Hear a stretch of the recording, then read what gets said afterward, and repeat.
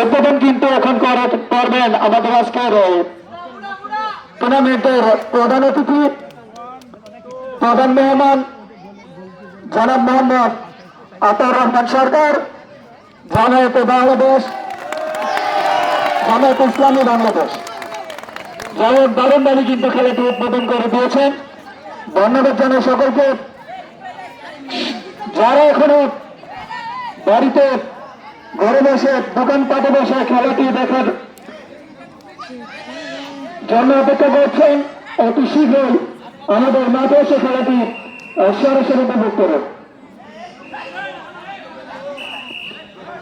দূর-দূরান্ত থেকে যে সকল মুরব্বীগণ এবং সিনিয়র রয়েছেন, আপনাদের জন্য চেয়ারের ব্যবস্থা রয়েছে দুই পাশে, আপনারা অবশ্যই চেয়ারে আসন করুন।